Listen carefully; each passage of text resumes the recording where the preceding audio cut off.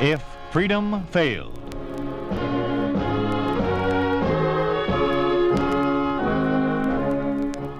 We'd like to take you on a visit to a town that doesn't exist. A town we call Springfield, USA. We'd like to show you how things would be in any American town if communism took over. This is a story about the medical profession, about how hospitals are run under a communist regime. David Bryan stars in Prescription for Murder.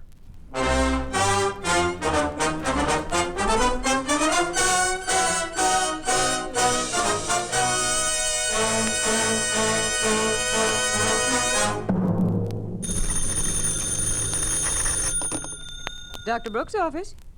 Yes. Yes, Mrs. Marlowe. All right, we can give you an appointment at 3:30 next Friday. Yes. Goodbye.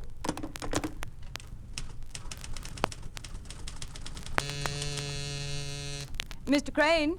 Yes? Dr. Brooks will see you now. The door on the left. Thank you.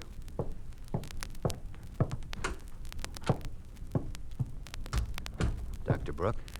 Well, Mr. Crane, didn't expect to see you back so soon. How are you feeling? Lousy. Oh, come on now.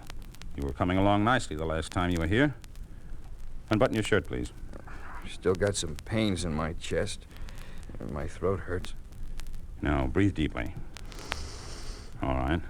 Now, exhale. In again. Let it out. Now, cough. Let me see your tongue. Wider, please. All right. Well, Doctor? Well, I can't understand it, Crane. Didn't you take the medicine I prescribed? No. What? I said I didn't take it.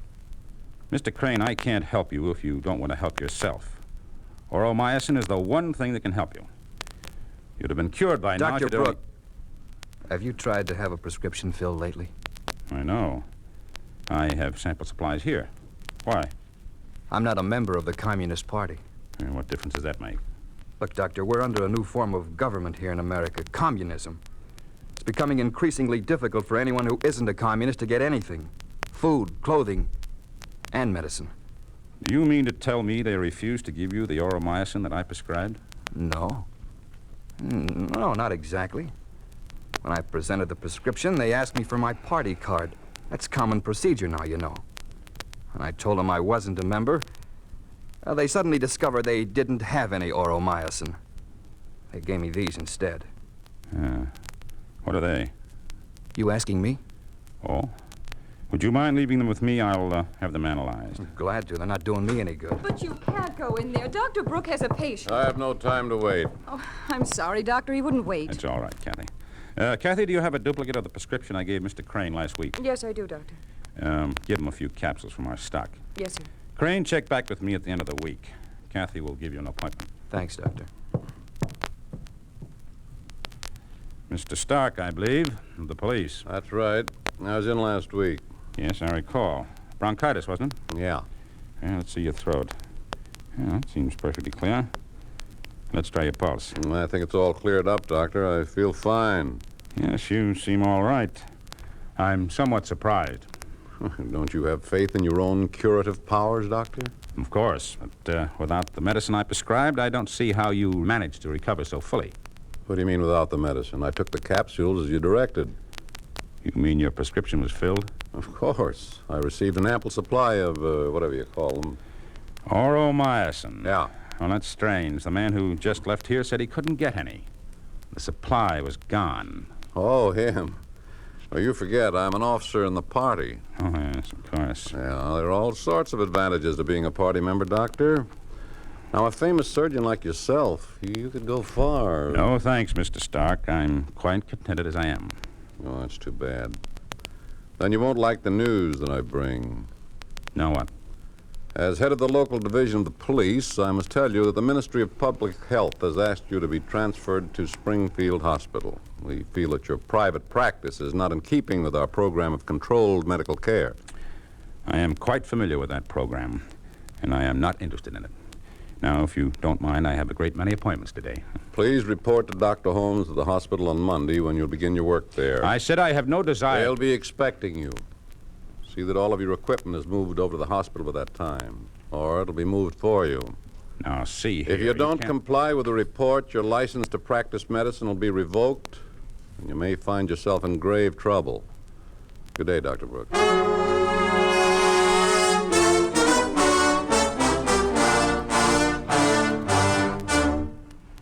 I'd like to see Dr. Holmes. Your name, please. Dr. Brooke. Gilbert Brooke. Oh, yes, doctor. Please go right in. He's expecting you. Dr. Holmes? Yes, come in. I'm Dr. Brooke. I understand that I am now on the staff of this hospital. Oh, yes, you're the one the Ministry of Health recommended. We need good surgeons here. Critical shortage of capable men. Glad you decided to join us. I didn't decide to join you. Well, whatever the reason, it no longer matters. Now, I want you to listen to me and understand me. You are no longer in private practice. You are working in a state hospital, and I am the director of the hospital. Your orders will come from me. You will do what I tell you, when I tell you, and how I tell you. Is that clear? Dr. Holmes, if that's a sample of your attitude, I don't think... Precisely. You don't think. From now on, I shall do your thinking for you. Your days of society medicine are over. From now on, you're working for the people. May I please know my assignment, Dr. Holmes? Yes. For the time being, you'll be an advisor on the staff. Advisor? But I'm a practicing surgeon, You Doctor. may make suggestions which the staff may act on if they desire. You may also give some lectures. Dr. Holmes, I don't claim to be a great surgeon, but as you well know, I'm the only specialist in my field in this part of the country. There are some cases which not every doctor is capable of handling. I certainly feel I should be given the opportunity If you wish, you may look through the hospital now. Anything you wish to do or to say, you will clear with me first. Good day.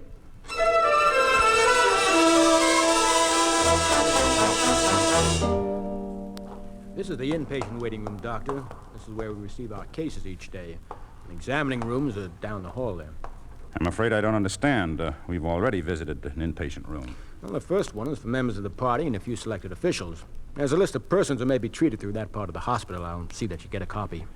Collins, sickness doesn't choose the people it will strike. I see no reason why I don't make policy in the hospital, Doctor, and incidentally, I strongly suggest that you learn to follow the procedures as they are outlined. I don't think that you can change our whole operating procedure simply because you were privileged to pursue your own practice. Collins, I'll thank you to remember you're an intern. You're talking to a surgeon. Now, don't give me that. The idea that doctors and surgeons are gods went out of vogue 10 years ago. Communism has put you in your proper place, and don't you forget it. And you are the material from which the state expects to make a doctor. My, you haven't as much chance Now, of don't becoming... let that concern you, Doctor. I'll have my MD by the end of this month. Collins, I'm not as stupid as you think. I happen to know that your medical exam was one of the worst of the lot. You missed more than half the questions, even with the revised test, which any druggist could pass. Well, now, there's something you don't know. I passed the political education exam without a hitch, and that's what counts. Well, I don't have time to gossip with you. The tour is over. If you have any problems, give me a buzz. Dr. Brooke, Kathy, what are you doing here? please, let's get out of this hall. I'm not supposed to talk with you. Here, let's step into one of these examining rooms.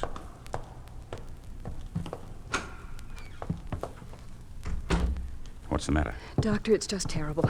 I've been assigned to the nursing staff here. I didn't want to come, but they made me. I'm sorry, Kathy. I know how you feel. I didn't realize how badly a hospital could deteriorate. And all it took was 5 years under the Communist Ministry of Health. You haven't seen the worst of it. The operating room, it's terrible. Collins took me through, but there wasn't anything going on. They operate only 2 days a week, and then they operate all at once. But that's impossible. They certainly can't put septic and aseptic cases together. Yes, they do. And the sanitation, it's horrible. I've been here only a week, but it's a nightmare. You'll understand when you begin your work. I don't know when that'll be. Dr. Holmes tells me I'm to be an advisor and a teacher. I'm getting my instructions this afternoon.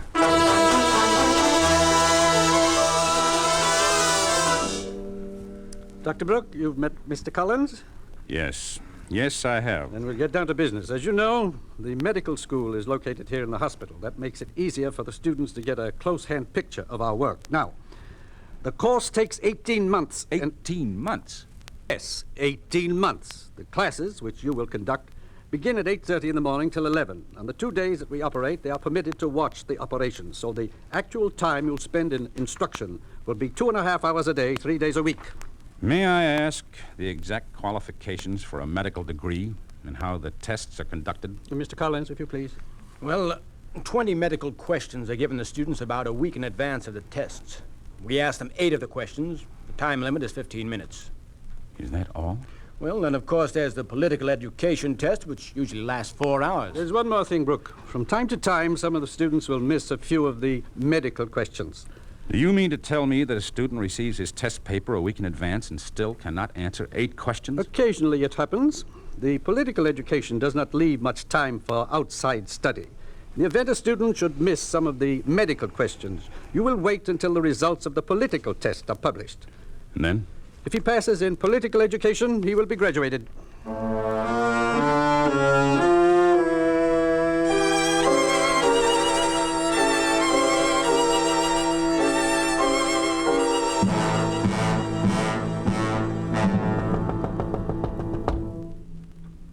Come in.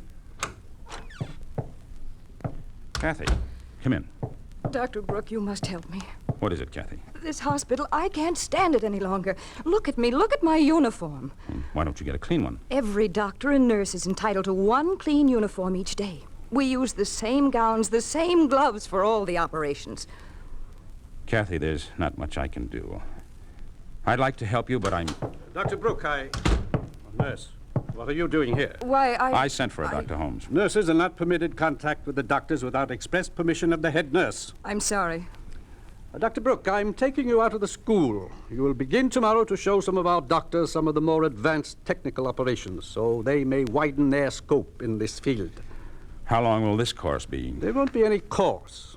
You will show them the techniques of various major operations as they come up, and they will handle them after that.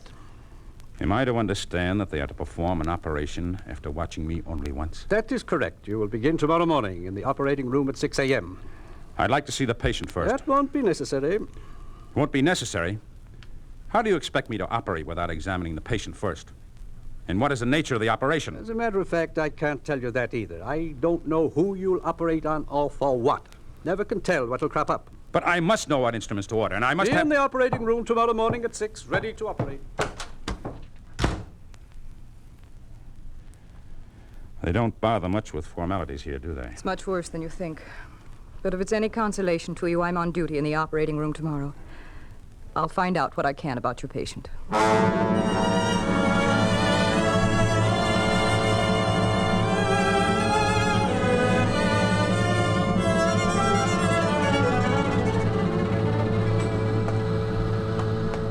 Good morning, nurse. Where's Dr. Brooke? I don't know. He isn't here yet. No, of course he's not. And this patient is on the last table there. Nurse, Yes, Doctor. forceps, please. Here you are, Doctor.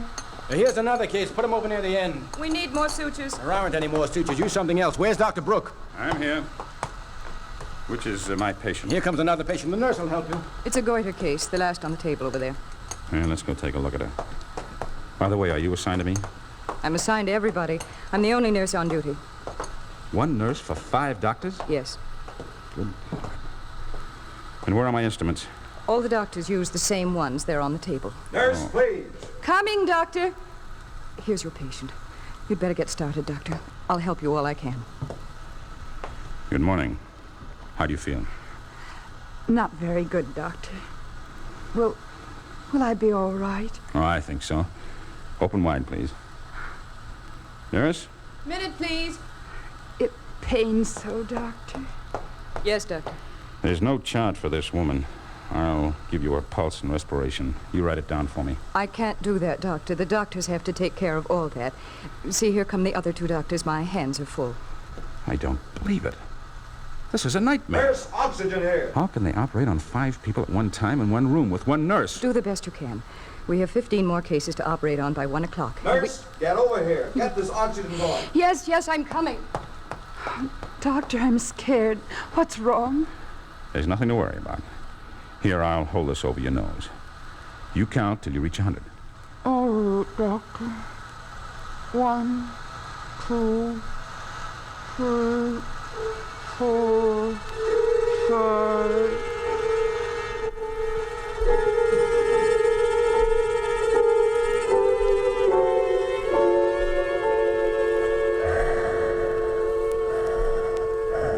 Kathy, quick, give me an intestinal needle. Doctor, they're all broken. Broken? Yes. Dr. Baird tried to use what we had, but they were the wrong kind. He broke them all, trying to force them into the tissue of a patient. Well, I must have some immediately. Surely there must be some spares. They only keep enough in the operating room for just one day. I'll try to get some from the storeroom. Well, hurry. Dr. Brooke, are you still here? Well, that's a stupid question, even from you. Oh, come now, you're overworked. I forgot this is your first day. Yes, my first day. And what a day. I've looked over some of the patients you operated on. Not bad work. Not bad work. It's pure butchery. Look at this man. His stomach is wide open. And we ran out of intestinal needles. I hope the anesthetic holds until I can get some. Oh, you worry too much. None of the patients we've had are of any importance. I don't even know why we bother with them. You will lead your lives and practice your art in uprightness and honor. What's that? A line from Hippocrates. But I don't suppose you'd remember. Something seems to be wrong with your patient, Doctor. Quick, give me one of those needles. Doctor, we can't get the needles until we fill out this form. It's all right, Kathy. We don't need them now. You are listening to Prescription for Murder, starring David Bryan. A story of the way things could be if communism took over. A picture of what life would be like under a communist regime in an ordinary American town. A town we call Springfield, USA.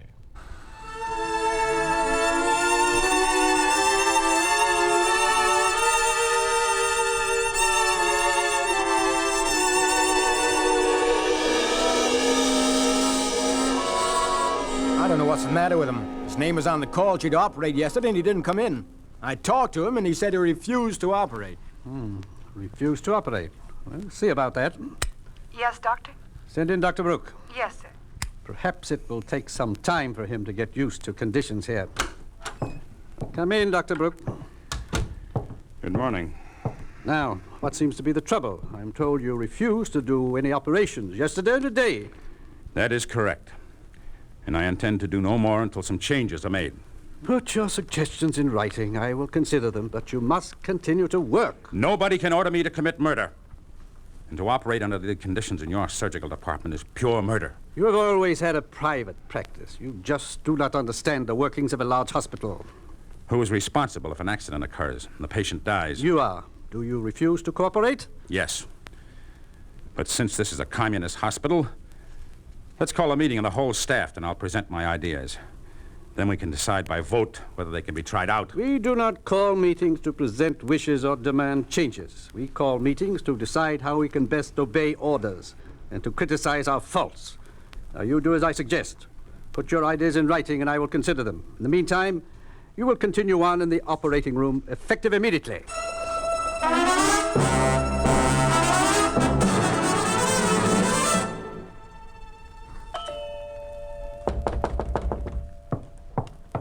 Kathy, what are you doing here?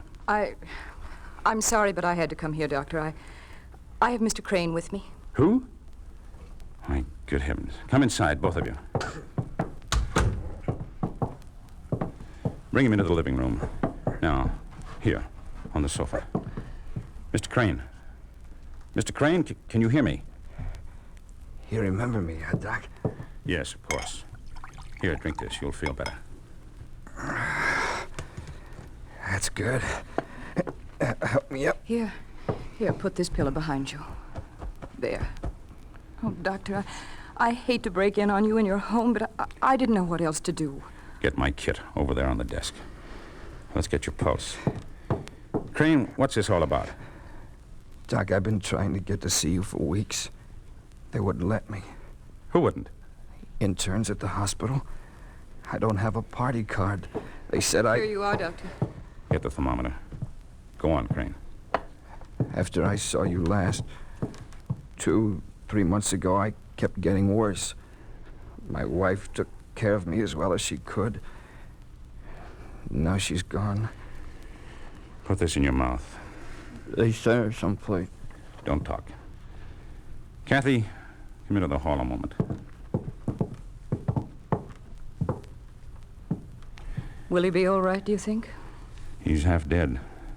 Advanced lobar pneumonia. I could see it when he walked in. He should be in a hospital. The Springfield Hospital? Yes. Oh, I don't know, Kathy. Well, isn't there anything we can do for him? I don't know. I don't have any supplies here. They took them all. Where's his wife? She died last week in childbirth at our hospital. Where did you find him? At the hospital. He's been in the waiting room day after day, trying to get in to see his wife and to get himself taken care of. Well, maybe I can get him in. At least I'll be able to keep an eye on him. Let's go see him. Well, you're looking better already.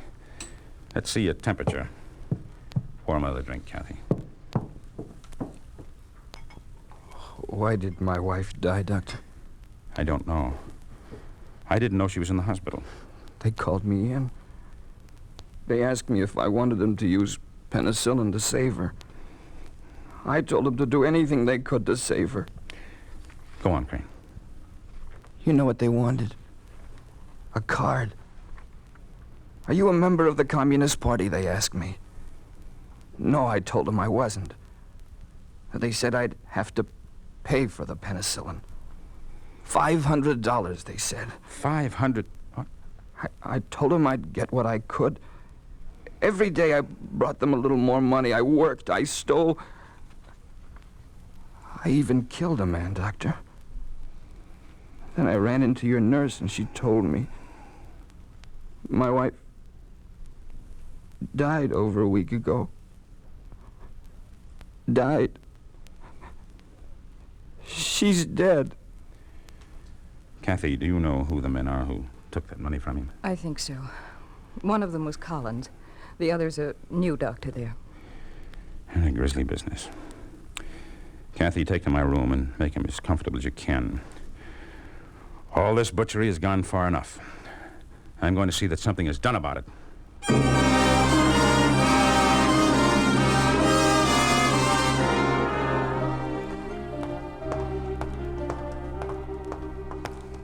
Doctor, you're early. What's wrong? Crane, when I got up this morning, he'd left my house. He's practically a walking corpse. Have you seen him? Well, no. I was just going to register the new patients. They're all in the waiting room. Perhaps he's in there. Let's go. Why would he come here? He knows they won't treat him, and he knows his wife is dead. I don't know, but if he doesn't get some proper care soon, Here. Now don't crowd here. One at a time. No, it's so crowded. Oh, look, there's the new doctor there with Collins. Oh, yes, why, that's Jim Caldwell. He was bought from practice years ago. What's he doing here in this? Well, he's the one that Crane was talking about. The one who was taking money from him. I'm not very surprised. Well, I guess Crane isn't... Mr. Collins, aren't you ready to see me? There he is. Yes. Oh, good morning, Mr. Crane. Still looking for your wife? Well, now she's coming along just fine, just fine. She'll be out in a few weeks now. That's fine. Fine. I have a little present here for you and for Dr. Caldwell. Why, that's very nice. Crane, don't! Crane, don't! Don't, no! We've got to get to him. He's fainted. He'll be trampled to death. Please let us through. Please stand back, please. Please. Crane. Crane. I'll get one of the interns. We have an oxygen tent. Maybe we... Never mind, Kathy. He'll get to see his wife after all.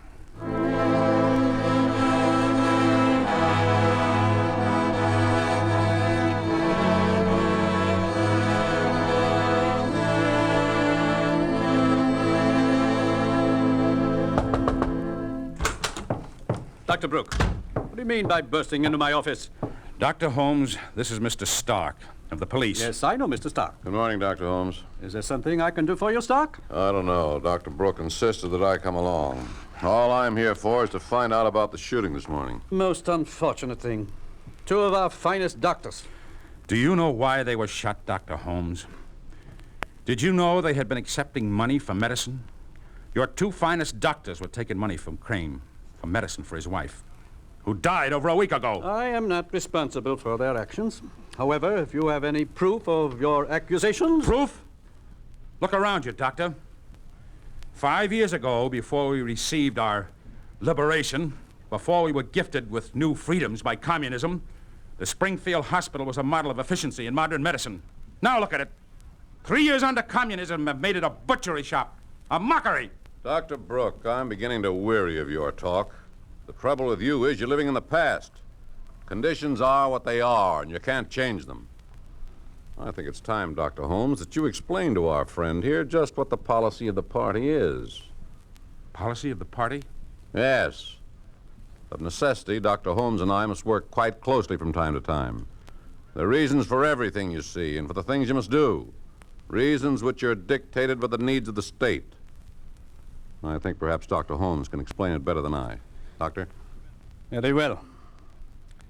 This is the policy of this hospital and of every hospital in the United Soviet States of America. This is the policy straight from the top. Hear it and understand it.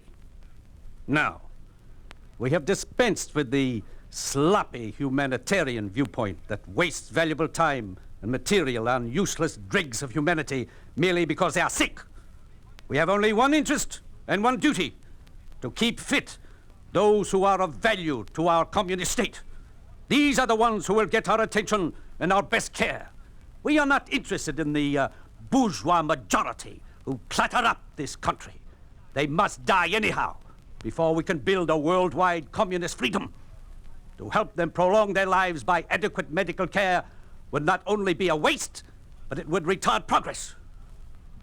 Now we know that you will never be any good to this hospital or the state. Your license to practice medicine is revoked. Leave this hospital and do not return.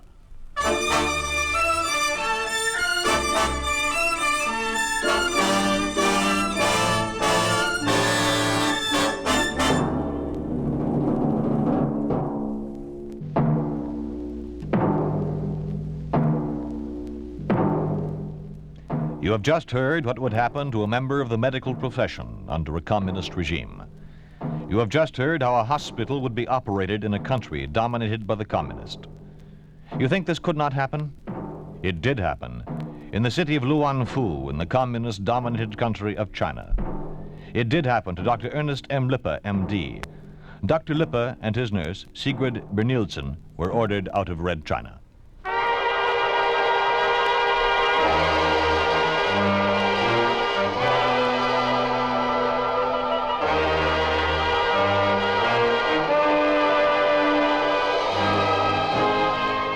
You've been listening to If Freedom Fails, starring David Bryan as Dr. Gilbert Brooke, with Herb Butterfield as Dr. Holmes in Prescription for Murder. Will Wright was Stark and Lynn Allen was Kathy. Others in the cast were Herb Ellis, Margaret Kelly, Hal Goodwin, Jack Carroll, and Lamont Johnson. Music was composed by Earl Lawrence, with musical direction by Michel Perrier. Prescription for Murder was written for If Freedom Failed by Henry Covell, produced and directed by Will Scott. Sergeant Lloyd Iyer speaking. This program has come to you through the worldwide facilities of the United States Armed Forces Radio and Television Service.